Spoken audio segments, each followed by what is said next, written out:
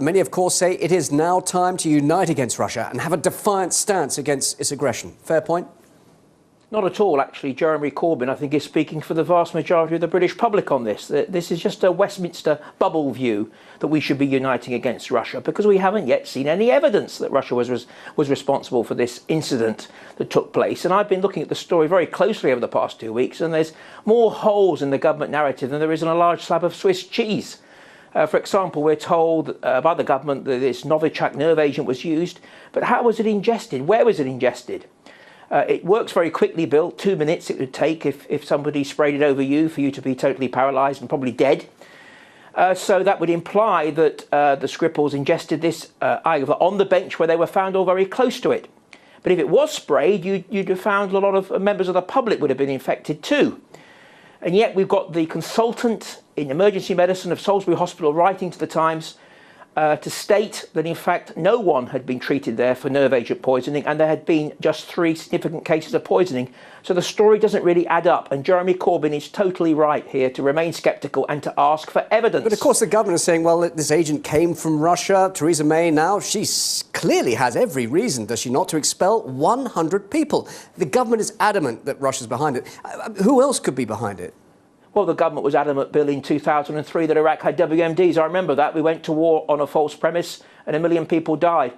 The point is here is that, as I said, there are large holes in this story. If it was the fact that this Novichok nerve agent was used, where was it administered? We still don't know that yet. It's extraordinary, too, that Salisbury is on CCTV. They had a new CCTV system installed last year, and yet we haven't seen any images of people who the police want to talk to. People coming forward or possible suspects.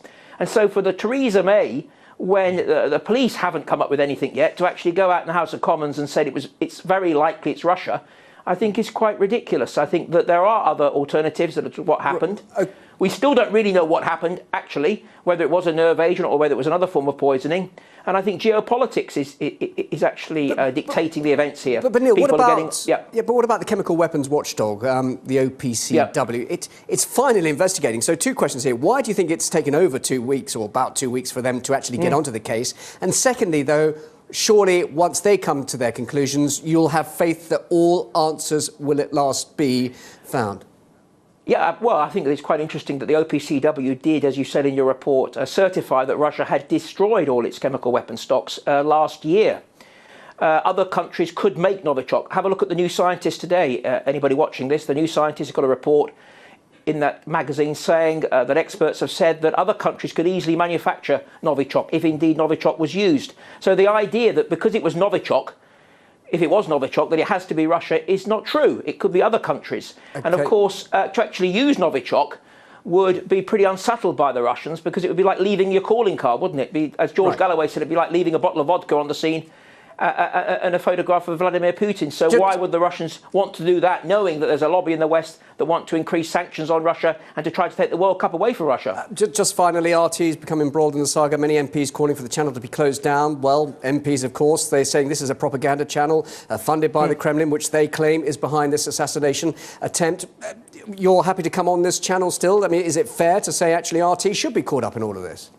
Absolutely happy to come on this channel. I mean, we've got to look back and see who's pushing this campaign to get RT off air. I'll tell you who's pushing it. It's the Rupert Murdoch Media, a rival media organisation that's pro-war, that's very unhappy about Russia's role in Syria, and it's neocon think tanks. And these are the same group of people that told us Iraq had WMDs. They're the last people, Bill, who should be giving us lectures about fake news and propaganda. They are the masters of propaganda, and I think the British public will rally to support RT and keep it on air, because we've got to get the people questioning more and not questioning less, which is what the neocons want us to do. Neil, good to talk to you. Thank you very much indeed for your time. Neil Clarke. Thanks, Bill.